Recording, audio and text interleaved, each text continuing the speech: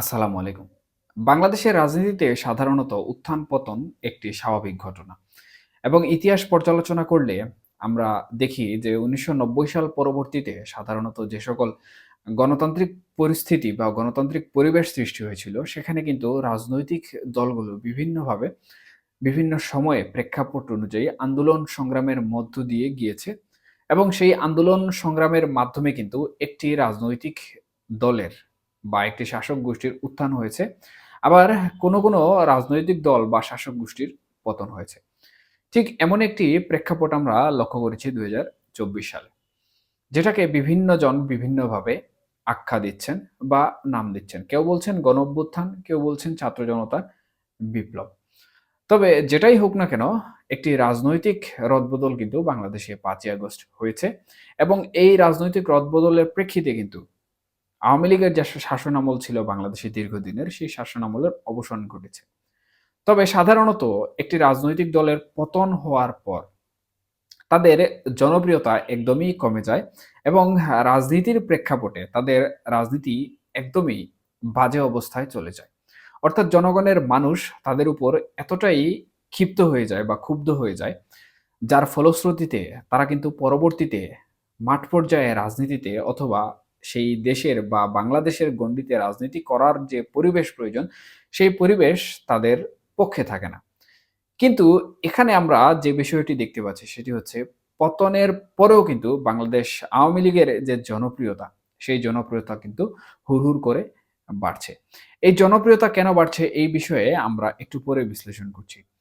তার পূর্বে বর্তমানে আমাদের সম্মুখে যে বিষয়টি এসে দাঁড়িয়েছে এবং যে বিষয়টি সাধারণত নানা ধরনের প্রশ্ন সামাজিক যোগাযোগ মাধ্যমগুলোতে তুলছে সেটি হচ্ছে আওয়ামী লীগের ফেব্রুয়ারি মাস জুড়ে কর্মসূচি ঘোষণা। এবং এটি সাধারণত আওয়ামী লীগের পতনের পরে সর্ববৃহৎ কর্মসূচি হতে যাচ্ছে। এবং যেটি কিনা আওয়ামী লীগের অফিসিয়াল ফেসবুক যে পেজ রয়েছে, সেই অফিসিয়াল ফেসবুক পেজে তারা ঘোষণা করেছে। এবং তাদের কর্মসূচির লিস্টও কিন্তু অনেক দীর্ঘ। সেখানে তারা যেমন প্রচার প্রচারণার বিষয়বস্তু উল্লেখ করেছে, একইভাবে অবরোধ, হরতাল, এমনকি বিক্ষোভেরও কিন্তু তারা কর্মসূচির ডাক দিয়েছে। তবে এই কর্মসূচি তারা কতটুকু বাস্তবায়ন করবে সেটি নির্ভর করে তাদের রাজনৈতিক পারদর্শিতার উপর, তাদের নেতৃত্ব এবং বলিষ্ঠ যে নেতৃত্ব প্রয়োজন সেই নেতৃত্বের উপর। এছাড়া তাদের ঐক্যবদ্ধতা এবং তৃণমূল পর্যায় থেকে শীর্ষস্থানীয় পর্যায় পর্যন্ত তারা কতটুকু সংবদ্ধ হয়ে আন্দোলন করতে পারবে বা মাঠে নামতে পারবে সেটির উপর অনেকটাই ভিত্তি করে। তবে এই আন্দোলনকে ঘিরে যে প্রশ্নটি এখন ঘুরপাক করছে সেটি হচ্ছে আওয়ামী লীগ কিন্তু বর্তমানে অনেকটাই কোণঠাসা এবং ৫ই আগস্টের পরবর্তীতে আওয়ামী লীগ বাংলাদেশের রাজনীতিতে মাঠ পজিশনে কিন্তু আসতে পারেনি এবং মাঠেও তাদের যে রাজনৈতিক কর্মকাণ্ড সেটি কিন্তু তারা সুষ্ঠুভাবে পরিচালনা করতে পারছে না। বিভিন্ন কর্মসূচিতে বিক্ষিপ্তভাবে তারা নানা ধরনের কর্মসূচি পালন করেছে, ঝটিকা মিছিল করেছে, বিক্ষোভও করেছে। বিভিন্ন জায়গায় তারা দেয়াল লিখনও করে যাচ্ছে। তবে তারা ঐক্যবদ্ধ হয়ে বড় পরিসরে কিন্তু এখন পর্যন্ত কোনো কর্মসূচি বাংলাদেশে করতে পারেনি। এবং এই বিষয়টা নিয়েই কিন্তু বর্তমানে সবথেকে বেশি আলোচিত হচ্ছে। তাহলে কি আওয়ামী লীগ প্রকৃতপক্ষে তাদের কর্মসূচি বাস্তবায়ন করতে পারবে কিনা? এখন আওয়ামী লীগ যদি কর্মসূচি বাস্তবায়ন করতে পারে, আমি ১ম এ যেরকম বললাম যে তাদের বলিষ্ঠ নেতৃত্ব এবং তাদের ঐক্যবদ্ধতার উপর ভিত্তি করে তারা যদি কর্মসূচি বাস্তবায়ন করতে পারে, তাহলে সেটি তাদের রাজনৈতিক প্রেক্ষাপট পরিবর্তনের জন্য সুদূর প্রসারী ভূমিকা রাখবে। তবে দেশে বর্তমানে আওয়ামী লীগের বলিষ্ঠ কোনো নেতৃত্ব নেই। কারণ আমরা জানি ৫ই আগস্টের পরবর্তীতে কিন্তু আওয়ামী লীগের শীর্ষস্থানীয় নেতা যারা রয়েছেন, এদের মধ্যে কিছু কারাবন্দী অবস্থায় রয়েছেন। আর বেশিরভাগই কিন্তু আত্মগোপনে রয়েছেন অথবা দেশের বাইরে রয়েছেন। সেই হিসাবে তারা কিন্তু বিভিন্ন সময়ে অনলাইনে বিভিন্ন ধরনের বক্তৃতা দিচ্ছেন। বিভিন্ন মিডিয়াতে তারা বিভিন্ন ধরনের সাক্ষাৎকার দিচ্ছেন। কিন্তু তারা কেউ দেশে ফিরছেন না। সেই হিসাবে বর্তমানে বাংলাদেশে যারা অবস্থান করছেন নেতাকর্মীরা, তারা কিন্তু নেতৃত্ব শূন্যতায় ভুগছেন। এবং এই নেতৃত্ব শূন্যতা কিন্তু কখনো বলিষ্ঠ নেতৃত্বের আকৃতি হতে পারে না। যেহেতু বলিষ্ঠ নেতৃত্ব এখনো আওয়ামী লীগের নেতাকর্মীরা পাচ্ছে না, সেই হিসাবে তারা মাঠ পর্যায়ে কতটুকু নামতে পারবে বা মাঠ পর্যায়ে কর্মসূচি কতটুকু বাস্তবায়ন করতে পারবে, এটিও কিন্তু অনেকটা প্রশ্নের সম্মুখীন করে দিচ্ছে। এদিকে অন্তর্বর্তীকালীন সরকার কিন্তু তাদেরকে কর্মসূচিতে বাধা দেওয়ার বিভিন্ন ধরনের মন্তব্য ইতিমধ্যে গণমাধ্যমগুলোতে করেছে বা জানিয়েছে। সেই হিসাবে অন্তর্বর্তীকালীন সরকার এখনো নিরপেক্ষ অবস্থানে যায়নি। সুতরাং আওয়ামী লীগের নেতাকর্মীরা যে সকল আন্দোলন কর্মসূচির ডাক দিয়েছেন সেখানে তারা অংশগ্রহণ করলে তারা ধরপাকড় এবং নির্যাতন, নিপীড়ন, জেল-জুলুমের শিকার হবেন, এটাই স্বাভাবিক। তাহলে আওয়ামী লীগ প্রকৃতপক্ষে আসলে এই কর্মসূচি দিয়ে কি প্রমাণ করতে চায় বা এই কর্মসূচিগুলোর পেছনে কি রহস্য কাজ করছে? দেখুন, মূলত আওয়ামী লীগ যে ঢালাওভাবে কর্মসূচি দিয়েছে, সেই কর্মসূচিতে আমি একটু আগে যেরকম বললাম যে, অন্তর্বর্তীকালীন সরকার কিন্তু নিরপেক্ষ অবস্থানে যায়নি। সুতরাং তারা আওয়ামী লীগকে রাজনীতি করতে না দেয়ার জন্য বা কর্মসূচি পালন যেন করতে না পারে তার জন্য বিভিন্ন ধরনের বাধা প্রদান করবে এবং সেই বাধার প্রেক্ষিতে কিন্তু যারা নেতাকর্মী রয়েছেন তারা বিভিন্ন জায়গায় বিক্ষিপ্তভাবে, বিচ্ছিন্নভাবে কর্মসূচি পালন করতে গিয়ে গ্রেফতারের শিকার হবেন, নির্যাতনের শিকার হবেন। আবার অন্যান্য যে সকল রাজনৈতিক দলগুলো বাংলাদেশে রয়েছে, তারাও কিন্তু আওয়ামী লীগের এই কর্মসূচিকে প্রতিহত করার জন্য মাঠে থাকবে। সেই হিসাবে বাংলাদেশের যে রাজনৈতিক পরিবেশ, সেই রাজনৈতিক পরিবেশে কিন্তু আমার মনে হয় না যে আওয়ামী লীগ তাদের কর্মসূচি সম্পূর্ণরূপে বাস্তবায়ন করতে পারবে।